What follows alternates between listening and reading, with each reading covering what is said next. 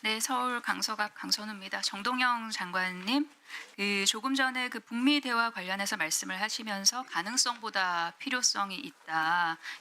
만약에 이루어진다면 터닝 포인트가 될 것이고, 그리고 북미 회동 대비해서 준비를 철저히 해왔다라고 말씀을 주셨습니다. 만약에 북미가 만난다면 그러면 어디에서 만나든 대한민국 정부 그리고 유엔사가 개입이 될 가능성이 있죠. 그런데 최근에 북한의 입장을 보면은 적대적 두 국가론에 대해서 계속해서 이야기하고 있지 않습니까? 그렇다면 이런 상황에서 북한 입장에서 트럼프 대통령을 만난다면 그 주된 이유가 어떤 것일 거라고 짐작을 하십니까, 장관님께서는?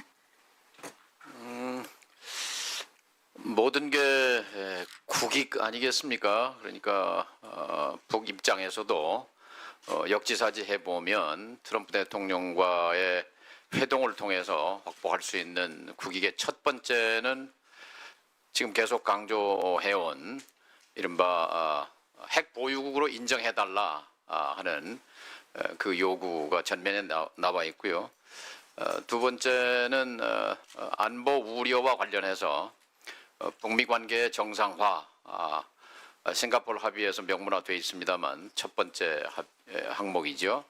이것이 김정은 위원장 머릿속에 들어있는 주요한 국익의 그런 기둥들이라고 생각합니다. 또 하나 있다면 제재 해제 문제가 핵심적인 사안일 텐데 이 관련해서 김정은 위원장이 머릿속을 꿰뚫고 있기 때문에 트럼프 대통령이 말레이시아에서 일본에 오면서 한국의 체류 기간을 연장할 수도 있다. 뭐 생각은 안 해봤지만 이렇게 언급했고, 그 다음에 올 들어서만 5번에 걸쳐서 뉴클리어 파워 핵 보유를 언급했습니다. 이런 것들이 북미 회담, 북미 회동으로 가기 위한 발판을 마련하기 위한 것이다. 이렇게 해석합니다. 예, 조현 장관님께 여쭙겠습니다. 방금 정동영 장관님께서 트럼프 대통령이 올해 들어서만 Sort of Nuclear Power를 여러 차례 언급했다고 말씀을 주셨는데 조현 장관님 보시기에는 그러면 트럼프 대통령이 북한을 핵 보유국으로 인정한다고 보십니까? 네, 핵 보유국으로 인정하는 것은 아닙니다. 핵 보유국은 NPT상에 나와 있는 핵 보유국이 있고 그렇게 뉴클리어 파워 스테이트라고 하지는 않았고, 그래서 지금 핵무기를 가지고 있다는 점을 그런 사실을 인정한 정도로 이해하면 되겠습니다.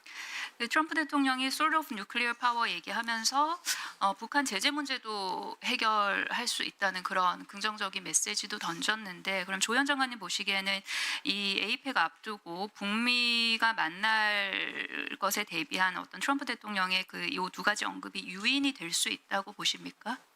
네, 충분히 유인으로 작용할 수도 있다고 봅니다. 다만 2017년, 18년 그때하고 비교해 보면은 그동안에 북한 입장에서 보면은 러시아와 군사 동맹을 맺었고, 또 러시아를 자극함으로써 중국과의 관계도 더 강화시켰고, 그랬기 때문에 쉽게 말하자면 조금 더 청구서를 키우고 있지 않을까, 그런 생각도 듭니다. Sort of Nuclear Power 그리고 제재 문제도 해결을 유인으로 볼 수도 있다는 전제 하에 조현 장관님께서는 북미가 만날 가능성 어느 정도로 보십니까? 네, 이번 APEC에서요? 네, 수치화하는 건 저는 무의미하다고 생각합니다. 가능성은 열려 있다고 생각합니다. 열려 있는 가능성을 전제로 해서 만약에 성사가 된다면 사실 한 3군데 정도로 장소를 좀 압축해 볼 수 있지 않겠습니까? 판문점이라든지 아니면은 판문점은 북한이 지금 주장하고 있는 적대적 두 국가론 때문에 부담스럽다면 북측에 판문각이 있을 수도 있겠고요. 그리고 아니면 아예 제3의 장소, 원산 등이 있을 수 있겠죠. 성사가 된다면 장관님께서는 장소가 어느 쪽으로 성사될 가능성이 높다고 보십니까? 그건 제가 먼저 언급을 하기는 좀 곤란한 것 같습니다. 지금 모든 가능성을 다 두고 어떻게든 열리게 된다면은 충분히 잘 준비할 수 있도록 저희들이 만반의 태세를 갖추고 있다는 말씀을 드립니다.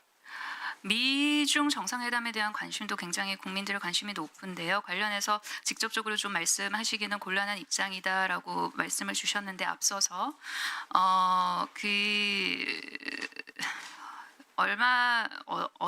어제였나요? 트럼프 대통령과 다카이치 총리가 함께 하는 일정들이 굉장히 꽤 좀 많지 않았습니까? 굉장히 이례적인 그런 항공모함 일정도 있었고요.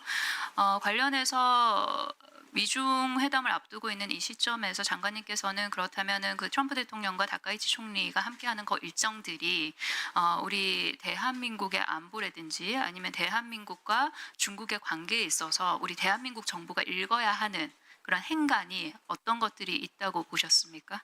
네, 역시 그 미국은 북한과의 그 정상회담 가능성을 열어두었지만은 또 한편으로는 중국과 그 전략적 경쟁을 지속하지만은 그럼에도 불구하고 안보 문제에 있어서는 일본을 활용하고 또 한국과도 협력해서 동북아 지역의 안보를 잘 대비해 나간다.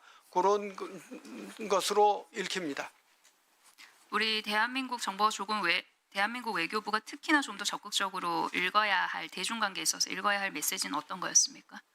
네, 즉 그 미중 간의 갈등이 심화되면은 특히 이것이 안보 분야에서 심화되면은 한국이 여러 가지로 어려워질 수 있다는 점을 깊이 인식하고 그 미중 간의 갈등이 그러한 그 진영의 문제로 발전하지 않도록 우리가 역할을 해야 되겠다 그런 생각을 하게 됐습니다.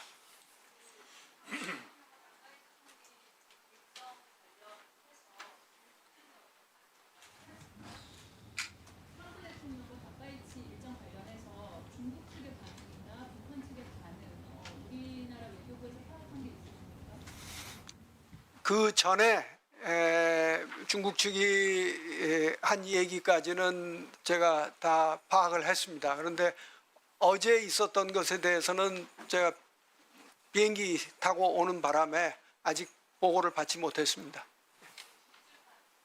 네. 예, 수고하셨습니다.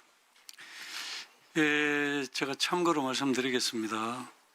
외교부 장관과 외교부 2차관은 내일 경주에서 개최되는 한미 정상회담 준비 관계로 오늘 20시 40분경에 있어갈 수 있다는 점을 감안해서 우리 위원님들 질의해 주시기 바랍니다. 다음 이재강 의원님 질의해 주시기 바랍니다. 예, 더 큰 정치, 더 큰 평화, 의정부시를 국회의원 이재강입니다. 외교 장관님께 질의하겠습니다. 영상 한번. 예, 소리가 안 납니다. 예, 장관님, 캄보디아에서 가까스로 취업 사기와 감금 위협을 피해서 본국으로 귀국한 뒤에도 피해자들은 여전히 위협에 시달리고 있습니다. 화면에 나오는데 소리가 안 납니다. 본 의원실이 제보를 통해 확보한 캄보디아 텔레그램 박제방입니다. 2,000여 명이 참여 중인 대화방에 개인정보가 무더기로 올라옵니다. 다음 자료 보시면 고의 또는 실수로 범죄 조직에 가담한 이들의 신상인데 피해자들의 가족 사진과 올라옵니다. 캄보디아 범죄 조직과 연계된 브로커들이 이 방을 주도하며 이들은 가족에 대한 협박도 서슴지 않고 있습니다. PPT 보시면 이러한 문제는 범죄단지에 우리 국민이 넘어가게 되는 구조적 문제에서 기인하고 있었습니다. 먼저 범죄 조직은 한국 인력이 필요한 경우 브로커를 통해서 인터넷 등지에 고수익 알바 모집글을 작성하고 이를 바탕으로 피해자들을 확보합니다. 그런데 그 글을 보고 캄보디아로 간 한국인들이 범죄 조직에 넘겨졌다가 탈출 혹은 구조되면 범죄 조직은 브로커에게 손해배상 명목으로 돈을 요구합니다. 그러면 다시 앙심을 품은 브로커들이 이처럼 텔레그램 박제 행위를 통해 탈출자와 가족들을 위협하고 있는 것입니다. PPT 보시면 이러한 구조적 문제는 최근으로 올수록 심화되는 추세입니다. 장관님, 본원실이 외교부로부터 제출 바도에 따르면 캄보디아에서 취업 사기나 감금 등으로 신고된 우리 국민의 피해는 2021년 이후로 572건에 해당됩니다. 2022년에 한 건이었던 피해 신고가 2023년에 17건, 2024년엔 220건으로 급증했습니다. 올해는 8월까지 330건입니다. 불과 3년 사이에 피해 신고가 300배 이상 증가한 셈입니다. 이 중 20대, 30대 청년층이 전체의 68%입니다. 범죄의 구조화가 뚜렷해지는 양상에도 정부의 대응이 미비했던 이유가 무엇인지 궁금합니다. PPT 보시면 알겠지만 결국 인력과 체계의 문제일 것이라고 생각합니다. 범죄가 구조화되기 전에 분명 골든타임이 있었습니다. 지난 3년간 캄보디아에서 관련 범죄는 산업화 양상을 보였지만 정부는 3명 체제로 500건이 넘는 사건을 감당하게 하였습니다.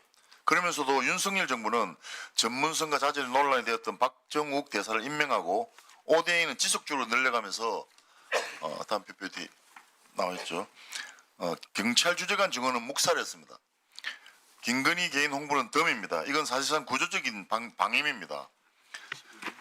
장관님, 이 구조가 캄보디아 단속을 피해 태국과 미얀마 등 인접국으로 확산되고 있다고 합니다. 다만 앞서 보여드린 이 삼각 구조를 끊지 못한다면 유사한 사태가 다른 나라에서도 되풀이지 않는 보장이 없습니다. 가장 중요한 것은 사전 예방과 실시간 대응 체계를 구축하는 일일 것입니다. 각국별 단순 영사 민원이 아니라 본부처 공조 시스템이 가동될 필요가 있을 것 같다는 생각이 듭니다. 또 현 경찰 인원만으로 폭증하는 사건에 대응하기 어렵습니다. 인원 증원과 함께 전문성과 지역 이해도가 높은 인력의 장기 파견이 이루어져야 한다고 생각합니다. 그래서 현 시점에서 본 의원은 첫째, 피해자 보호와 동시에 오프라인상 불법 모집 경로를 조속하게 차단하고, 둘째로는 현재 캄보디아 측과의 합동 대응 TF와 별도로 장기적으로 코리안 태스크 설치가 필요한 것으로 보입니다. 장관님, 본 의원이 앞서 말씀드린 방안에 대해서 어떻게 생각하는지 말씀 부탁드립니다. 또 캄보디아에서 사법권이 없는 우리 경찰관을 현지 경찰청에 근무하게 하는 데 대한 거부감, 우리 정부에게 난민지위를 신청한 자국 반정부 인사송환을 우리 정부가 거부한 데 따른 조치로 코리안 데스크 설치가 지연되고 있다고 하는데, 관련으로 외교부의 향후 대응 방안에 대해서 말씀을 좀 부탁드리겠습니다.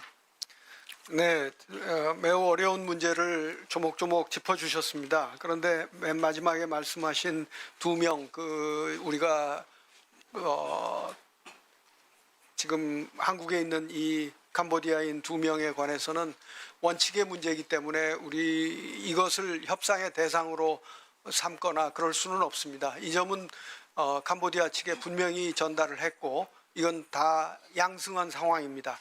그리고 그 밖에 이제 말씀하신 것은 저희가 캄보디아 측 그 정상회담뿐이 아니라 그 외교장관 회담 그 외 각급을 전부 접촉을 해가지고 잘 진행이 되고 있다고 말씀드립니다. 예를 들어서 코리아 데스크 또는 코리아 전담반, 이것도 한국 경찰이 함께 캄보디아 경찰과 근무를 하고 계획을 서로 공유하고 이런 내용으로 돼 있는데, 그것을 하기로 했습니다. 그래서 좀 더 이게 어렵지만은 이런 활동을 해나가면서 서로 익숙해질 수 있을 것으로 기대가 됩니다.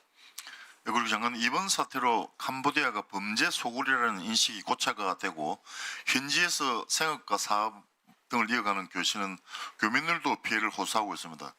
이번에는 수년간 현지에서 한국인들의 구조에 힘써주시고 민간 외교를 담당하셨던 분들입니다. 구금자들의 안전한 송환과 더불어 현지 캄보디아 교민들의 삶에 피해가 가지 않도록 외교부에서 각별히 신경을 써야 할 것 같습니다. 네, 그렇습니다. 이분들은 공통적으로 캄보디아에 대한 우리 정부의 여행 금지와 ODA 자금 동결 조치 등으로 인한 교민 사회의 경제적 피해를 우려하고 계시는데 외교부에서는 이분들을 위한 향후 지원 계획은 혹시 마련하고 있는 것이 있습니까? 네, 특별히 지금 지원 계획은 만들기 어렵습니다. 다만 그 지역에 영사협력원을 우리가 임명해가지고 충분히 활동을 해서 할 수 있도록 그렇게 하려고 그러고 아시다시피 행정원 2명이 너무 근무가 힘들어서 사의 의사를 밝혔습니다. 그래서 그런 데 대한 후임도 빨리 뽑고 해서 하여튼 조직을 추스르는 일을 함께 해나가고 있다. 그렇고 말씀드립니다. 수고하셨습니다. 다음은 한정희 의원님 질의해 주시기 바랍니다. 네, 외교부 장관님. 아침 일찍 들어오셔가지고 수고가 많으십니다. 그 캄보디아 관련한 여러 의원님들 질문 주시고 계시는데요. 캄보디아 관련해서는 지난해 이미 7월 12일 날 주 캄보디아 한국 대사관으로부터 외교부 본부가 우리 국민이 취업 사기를 당해서 감금되어 있고 해당 국민을 구조했다라고 하는 공문을 받은 바가 있습니다. 구조했고 이 내용은 최근에 취업 사기 감금 피해자가 많고 이분들이 대부분 다 긴급 여권을 발급받은 사람들이어서 이렇게 취업 사기 피해로 긴급 여권을 신청하는 경우에 가능하면 많은 자료들을 기재하도록 해서 이런 위험을 사전에 좀 인지하거나 위험에서 피할 수 있도록 하는 것을 좀 요청을 한 상태이죠. 그 당시 주 캄보디아 대사관에서 외교부에 이렇게 요청을 했고요. 외교부는 그래서 좀 알고 있었습니다. 그런데 이 사실을 알고 있었던 캄보디아 대사도 이게 이제 지난해 7월이니까 그리고 바로 한 달 뒤에 박정욱 당시 대사가 캄보디아 총리를 예방할 기회가 있었습니다. 취업 사기 감금 피해자가 많다라고 하는 걸 알았기 때문에 캄보디아의 도움이 절실하죠. 다른 게 아니라 캄보디아 경찰력의 도움이 필요한 겁니다. 예, 다른 게 아니라. 그래서 캄보디아 총리를 예방했을 때 우리 국민들이 이러이러한 취업 사기 피해를 당하고 감금 등 여러 피해가 있기 때문에 캄보디아 경찰이 적극적인 개입과 이분들을 구하는데 좀 적극적으로 해달라고 하는 얘기를 했었어야 함에도 불구하고 사실 이때 가서도 그냥 ODA 얘기만 하고 왔습니다. ODA 얘기만. 굉장히 아쉬움이 많이 남습니다. 주요 국가별로 영사 콜센터 상담을 한 현황을 살펴보면 실제 캄보디아에서의 영사 콜센터 관련한 상담 현황이 급속히 증가한 것을 볼 수가 있습니다. 어찌 보면 국민들이 외교부를 향해서 위기 신호를 끊임없이 보내오고 있었다고 하는 것을 알 수가 있습니다.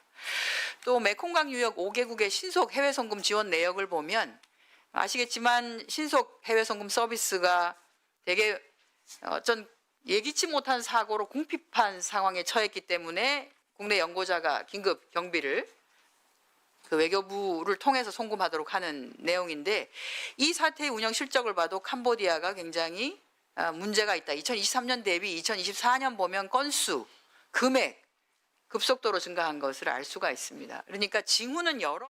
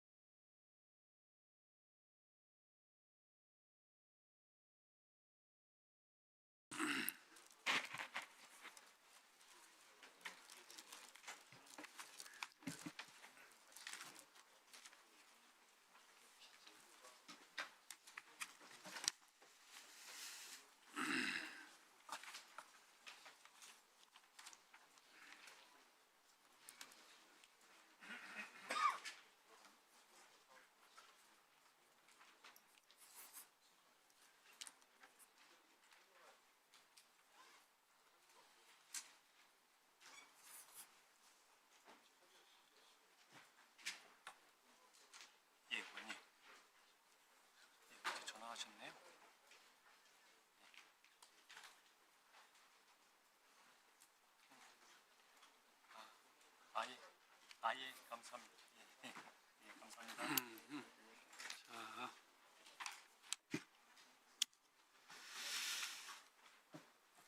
의석을 정돈해 주시기 바랍니다. 국정감사를 계속하도록 하겠습니다.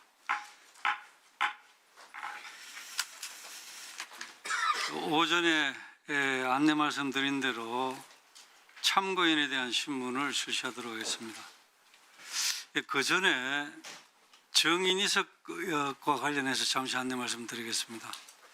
오전에 제가 말씀을 드렸습니다마는 조현 외교부 장관, 김진아 외교부 2차관께서는 경주 에이펙 정상회의와 관련해서 20시 40분경에 이석한다는 사유서를 각각 제출해 왔습니다. 그리고 외교부 홍지표 북미국장께서는 경주 에이펙 계획 한미 정상회담 사전 준비를 이유로 15시에 이석한다는 사유서를 제출해 왔습니다. 우리 위원님 여러분께서는 질의시에 참고를 해주시기 바랍니다. 참고인에 대한 신문은 여야 간사 간 협의에 따라 이 질의 순서에 따라서 진행을 하되 본인의 질의 시간을 활용해서 실시하도록 하겠습니다. 현재 김기현 의원님, 김건 의원님, 윤우덕 의원님 세 분이 질의를 신청을 했습니다.